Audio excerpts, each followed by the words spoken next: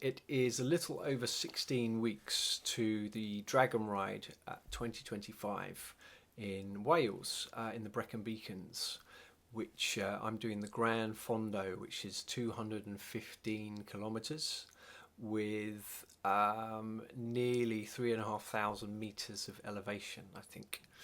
Um, so quite a daunting task, but thought I'd give myself a little challenge.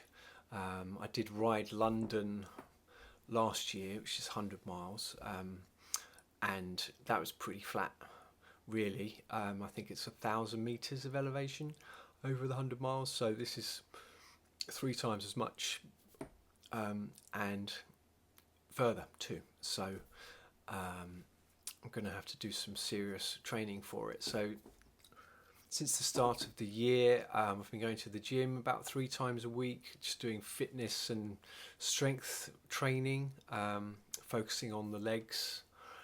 I'll put in the description the sort of couple of workouts that I've been alternating for the past 6 weeks or so.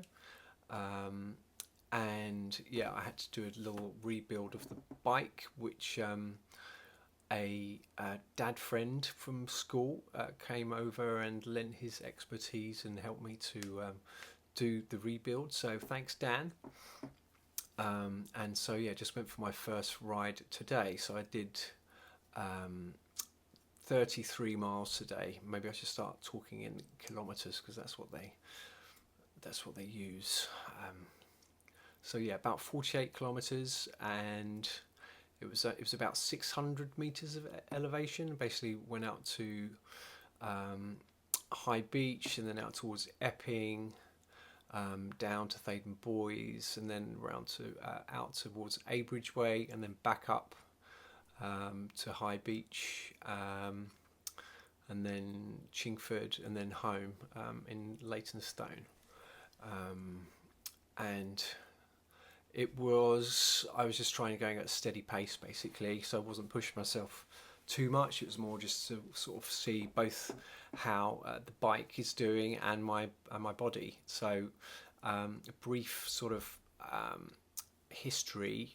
I've had some knee issues in the past. So several years ago, maybe 7 years ago or so, 6 years ago, I tore my ACL and meniscus in my left knee whilst running. I had keyhole surgery for that, so I did a lot of prehab and rehab after that, and touch wood, it's been feeling fine. It's actually my right knee that's been giving me some jip. I did have a scan on that a few years ago, and was basically told that there's signs of mild fissuring, it's called, but it's not serious enough damage to the meniscus for them to recommend surgery, but it has been giving me problems. I've been playing the drums also for 37 years, so that's probably got something to do with it, general wear and tear. So very much part of my preparation is trying to get the knee right, so focusing a lot on strength training and stretching and ice, and I've got a massage gun that I use on it too, and rest basically is important. So but obviously if I'm playing the drums a lot, it doesn't get that much rest if on a rest day I'm then doing a long bike ride. So that's a sort of tricky thing that I'm trying to manage. I'm looking at all aspects of the ride, so such as nutrition, which is very important. So you don't want to just be eating energy gels for 9 hours or so. So you have to mix that up with actual food too. So I've been seeing various recommendations between 60 to 90 grams of carbohydrates per hour while cycling. So you've got to really feed the engine. And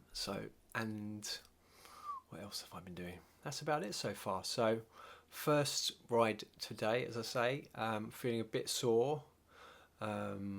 So I'm about to do some ice and use my massage gun, and then see how the body recovers tomorrow, um, and take it from there. Really, supposed to be going for just a short ride tomorrow. Um, so I'm going to do that very, very easy. When I say short ride, I just mean like 6 miles there and back to the hairdresser. So just a chance to sort of have a very light spin, and then I have a gig in the evening, and then I'll see if I'm feeling rested enough to go to the gym on Saturday. Um, and the plan is for these next few weeks is to do one ride a week, and up the distance by 15 to 20 kilometers each time, so that when I'm 12 weeks out, I'm planning to do a ride approximately half as long as the dragon ride and half the amount of elevation too. So that's kind of hard to find around here, although we do have some hills. It will involve sort of creating loops that I can do with various hilly parts of Essex nearby, particularly High Beach. There's a street called Mott Street, which is a favourite of cyclists around these parts. So I'll be spending a lot of time going up and down that one, I think. And yeah, we'll see how it goes from here.